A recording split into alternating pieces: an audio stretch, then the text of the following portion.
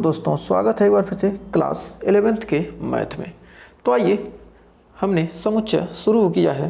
तो आइए देखते हैं 1.3 के कुछ क्वेश्चन। तो सबसे पहले हम जान लेते हैं आपने क्या पढ़ा है। आपने पढ़ा है समुच्चय। समुच्चय किसको अभी कभी क्या करेंगे, यदि मजले ब्रैकेट में आपको कोई चीज़ लिख दिया जाता है तो क्या कहते हैं, आप उसको समुच्चय कहते हैं। अभी क्या कर दिया, कहीं ऐसे दे दिया 2,5 छोटे ब्रैकेट में लिख दिया, कहीं लिख दिया 2,5 बड़े ब्रैकेट में। तो क्या इसको हम समुच्चय में क्या करते हैं, जब हम समुच्चय पढ़ते हैं, सेट पढ़ते हैं, तो क्या इसमें क्या करते हैं, अलग अलग नाम देते हैं। ये तीनों क्या है, तीनों अलग अलग हैं। यहाँ पर क्या है, तीनों क्या है, तीनों अलग अलग चीज़ें हैं। तीनों क्या है, अलग अलग हैं, तीनों अलग हैं।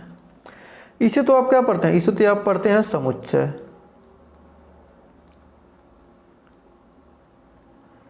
इसे आप क्या पढ़ते हैं, समुच्चय।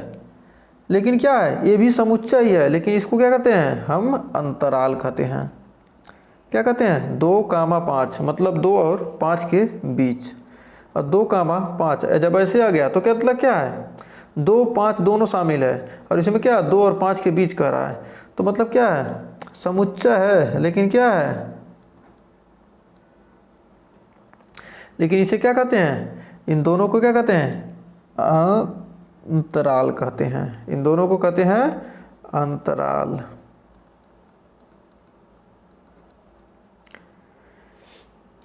ये क्या है, दोनों अंतराल हैं, और इन दोनों के बीच क्या होंगे, 2 और 5 के बीच क्या होंगे, इस अंतराल में क्या होंगे, अनंत अवयव हो जाएंगे। 2 और 5 के बीच क्या होंगे, अनंत अवयव, अनंत अवयव। इन दोनों के बीच क्या होंगे, अनंत अवयव आएंगे। कितने आएंगे, अनंत अवयव आएंगे। कैसे, 2 और 5, 2 मतलब क्या, 2, 5 जब ये छोटा ब्रैकेट लिख दिया तब क्या है, ये दोनों छोटा ब्रैकेट है, क्या करेंगे, शामिल नहीं, शामिल नहीं। और ये दोनों ब्रैकेट बड़ा ब्रैकेट है, तो क्या कह देंगे, शामिल है।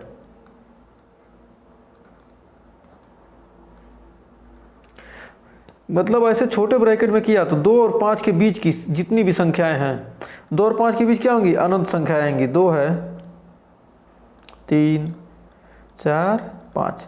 2 और 5 के बीच क्या होंगी, अनंत संख्याएं, 2.1, 2.2, 3.1, 3.4, 3.45 क्या है, क्या है, अंतराल में सदैव क्या होता है, आर उप समुच्चय होता है। अंतराल सदैव क्या होता है, वास्तविक संख्याओं का क्या होता है, समुच्चय होता है। आर क्या होता है, अंतराल। अंतराल क्या होता है, अंतराल सदैव वास्तविक संख्याओं का क्या होता है, वास्तविक संख्याओं का क्या होता है, उप समुच्चय होता है।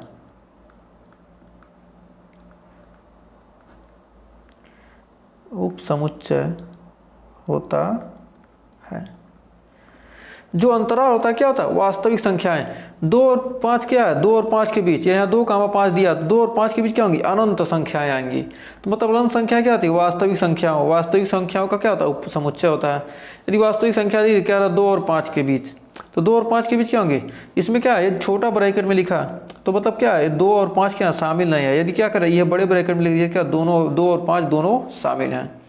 ये सिर्फ 2 ही प्रकार के होते हैं, लेकिन क्या हो गए, ये इससे क्या हो जाएंगे, 4 प्रकार के बनेंगे। तो आइए देखते हैं आगे।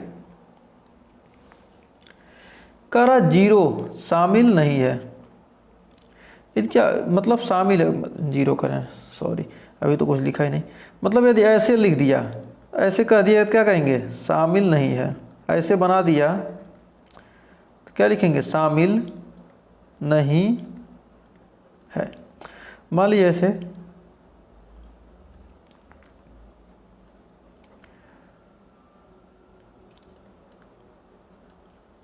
माइनस इनफाइनाइट से इनफाइनाइट तक दिया है, यहाँ 2 दे दिया और यहाँ 5 दे दिया। तो इस प्रकार कैसे बनेगा, 2,5 2,5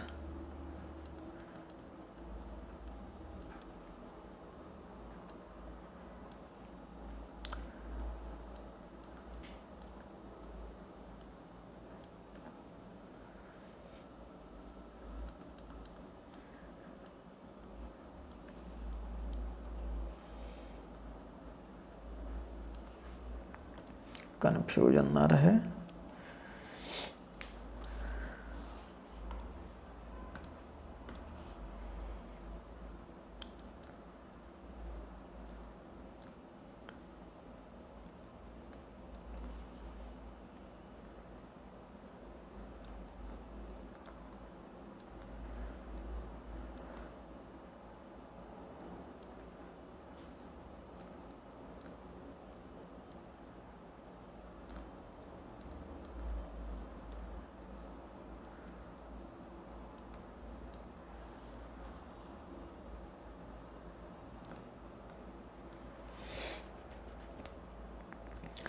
यहाँ ऐसे बना लीजिए, एक सेकेंड, बन जाने दीजिए, समझा रहे हैं। तो देखिए 2,5 इसमें क्या है मतलब ऐसे ओ बस बनाया तो क्या है, शामिल नहीं है। यदि क्या बना दिया, ऐसे कर दिया तो मतलब इसका मतलब क्या हो जाएगा, यदि क्या हो गया, इसको डॉट बना दिया तो क्या कर देंगे, शामिल है।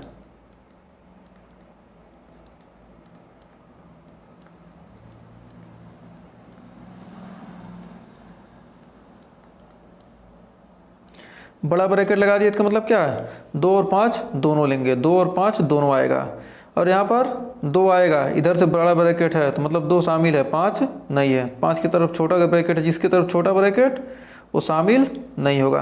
यहाँ देखिए 2 शामिल नहीं है, 5 की तरफ क्या है, बड़ा ब्रैकेट है तो क्या है, शामिल है।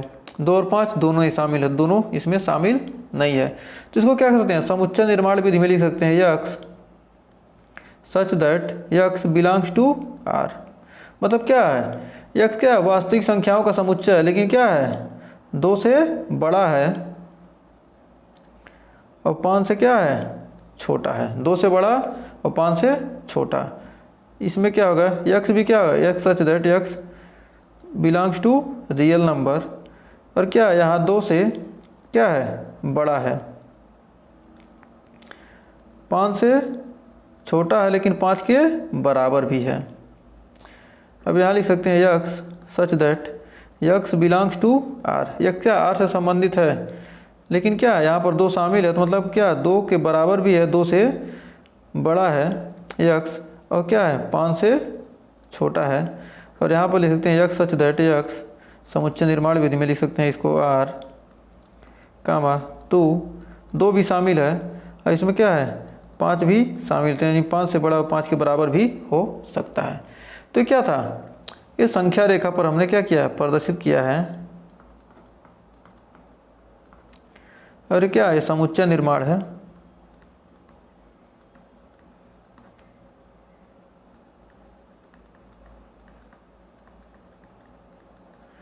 हमने क्या देखिए, हर रूप में आपको बनाकर दिखा दिया था। उम्मीद है इसमें आपको कोई डाउट नहीं होगा। क्वेश्चन करेंगे आप बहुत ही शानदार तरीके से।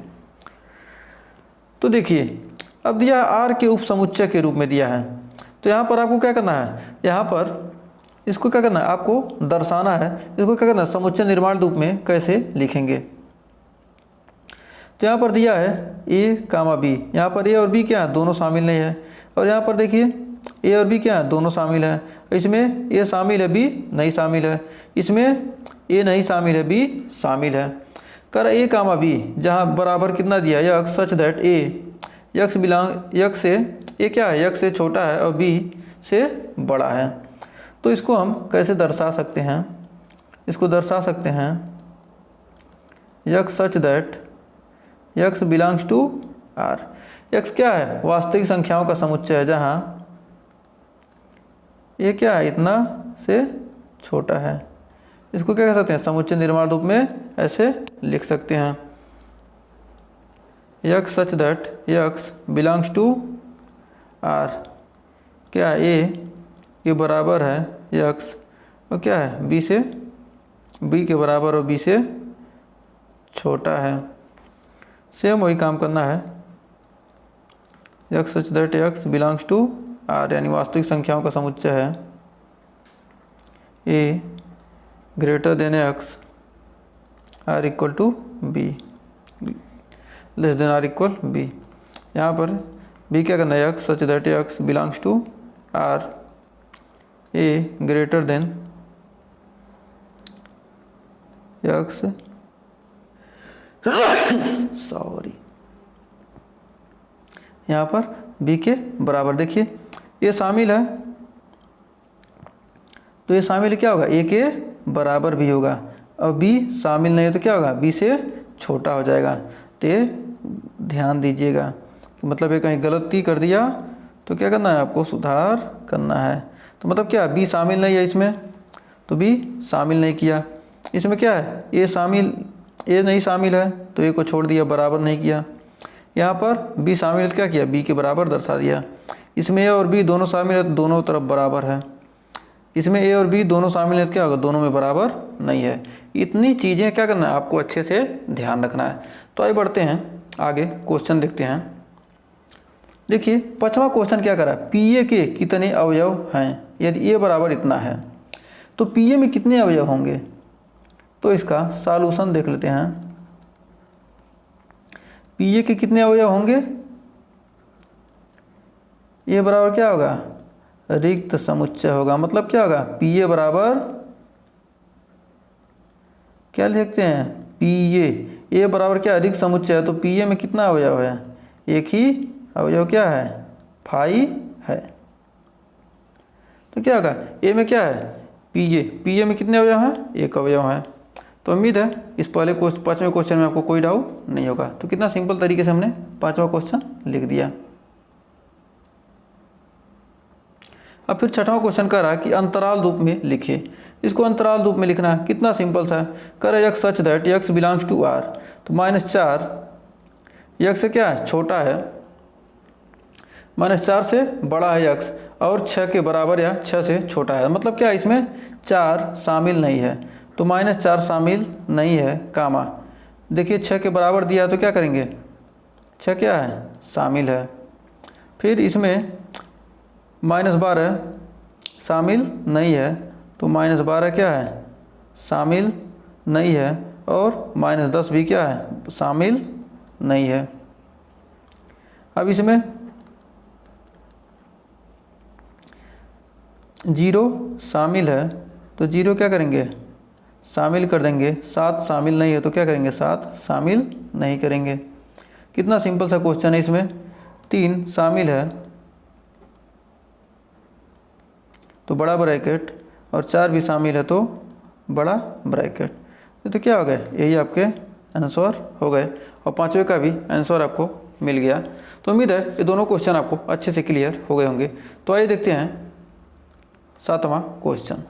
तो 7वां क्वेश्चन कर रहा है -3, 0 निम्नलिखित अंतरालों को समुच्चय निर्माण रूप में लिखिए। समुच्चय निर्माण रूप में लिखना, कितना सिंपल सा क्वेश्चन है, -3, तो यहाँ लिख सकते हैं x such that x belongs to r, मतलब वास्तविक संख्याओं का समुच्चय है। कह रहा है जब 3 शामिल नहीं है तो -3 greater than x greater than 0। एकदम सिंपल था, सीधे सभी में वही काम कर रही है। x such that x belongs to r, comma कितना है, 6 शामिल है, 6 greater than r equal x, 12 भी शामिल है तो ग्रेटर देन r इक्वल 12। एकदम सिंपल सा, एक बार आपको अच्छे से पढ़ लिया। x such that x belongs to r, यहाँ पर 6 शामिल नहीं है, 6 less than x less than r equal 12 शामिल है तो क्या करेंगे, इक्वल का चिन्ह लगा देंगे, 12 शामिल है तो क्या करेंगे, इक्वल का लगाएंगे, नहीं शामिल है तो सीधा लिख देंगे x such that x belongs to r। यहाँ पर देखिए -23 शामिल है तो -23 r इक्वल क्या करेंगे x, और क्या है 5 शामिल नहीं है तो क्या करेंगे, नहीं लिखेंगे। तो क्या हो गया आंसर, आपके सारे के सारे। आपको इतना सिंपल तरीके से इतना आसान क्वेश्चन हो ही नहीं सकता। तो इतने आसान क्वेश्चन थे, आपको कितना मेहनत कम करना पड़ रहा है। इतने आसान क्वेश्चन इस चैप्टर के हैं। तो आइए बढ़ते हैं 8वें क्वेश्चन की तरफ। तो 8वां क्वेश्चन कह रहा है कि निम्नलिखित में से प्रत्येक के लिए आप कौन सा सार्वत्रिक समुच्चय प्रस्तावित करेंगे। समकोण त्रिभुजों का समुच्चय या समद्विबाहु त्रिभुजों का समुच्चय। इसका सबसे आसान आप कह सकते हैं क्या, समस्त त्रिभुजों के समुच्चय में क्या होगा, समकोण त्रिभुज आ सकता है। सार्वत्रिक समुच्चय क्या होगा, समस्त त्रिभुजों का समुच्चय लिख सकते हैं। समस्त, सबसे आसान आंसर, समस्त त्रिभुजों का समुच्चय। मतलब आप क्या कर रहा है, मतलब सार्वत्रिक समुच्चय कैसे प्रस्तावित कर देंगे। मान लीजिए क्या ए कोई क्या है, ये कोई समुच्चय दिया है, कोई बी दिया है। एक एग्जाम्पल एक समझा रहे हैं, 2 3 4।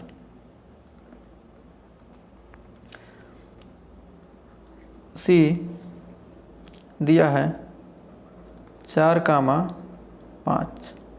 तो इसमें से क्या कर सकते हैं, इसमें कौन होगा, ये क्या है, ए इज सबसेट ऑफ बी। मतलब क्या है, ए वाला क्या बी में मिल रहा है ना, तो बी में मिल रहा है तो मतलब क्या, ए सबसेट है किसका, उपसमुच्चय किसका, बी का। सी है, नहीं है। लेकिन बी क्या है, सार्वत्रिक समुच्चय नहीं है। लेकिन बी क्या है, सार्वत्रिक समुच्चय नहीं है। ए का उपसमुच्चय तो है बी, लेकिन सार्वत्रिक नहीं है, क्योंकि क्या इसमें 4 है, इसमें 5 मिल ही नहीं रहा है। तो क्या कह सकते हैं कि मतलब सार्वत्रिक समुच्चय क्या होना चाहिए, उसमें का बी, मतलब यदि बी सार्वत्रिक समुच्चय हो कब होगा, जब क्या होगा, सी वाला भी अवयव क्या होगा इसमें मिले, ए वाला भी अवयव मिले। मतलब सभी के अवयव क्या होने चाहिए, मिलने चाहिए, तभी क्या कह सकते हैं कि सार्वत्रिक समुच्चय है, नहीं तो नहीं है। तो आइए देखते हैं 9वां क्वेश्चन, इस चैप्टर का लास्ट क्वेश्चन। देखिए क्या कर रहा है, 1.3 का 9वां क्वेश्चन कर रहा है, समुच्चय ए 1, 3, 5, बी दिया है 2, 4, 6 और सी दिया है 0, 2, 4, 6, 8। प्रदत्त इन तीनों समुच्चय ए बी सी के लिए निम्नलिखित में से कौन सा सार्वत्रिक समुच्चय लिए जा सकते हैं। तो देखिए सार्वत्रिक समुच्चय इसमें से कौन सा लिया जा सकता है। देखिए 0, 1, 2, 3, 4, 5, 6, 8 है, 8 इसमें है ही नहीं तो इसको नहीं ले सकते हैं। 5 सार्वत्रिक समुच्चय तो कभी नहीं होगा। 1, 2, 3, 4, 5, 6, 7, 8, लेकिन 0 इसमें, यहाँ पर 0 है लेकिन ये 0 इसमें नहीं है। इसमें 0, 1, 2, 3, 4, 5, 6, 7, 8, 9, 10, 8 तक है, 0 भी है। तो क्या कर सकते हैं, इसको सार्वत्रिक समुच्चय हम ले सकते हैं। तो कौन सा, पहला, दूसरा, तीसरा, ये तीसरा उल्टा लिख दिया, नंबरिंग हो गया, फर्स्ट, सेकेंड, ये थर्ड हो जाए, ये फोर्थ हो जाए। तो क्या होगा, यही सार्वत्रिक समुच्चय होगा।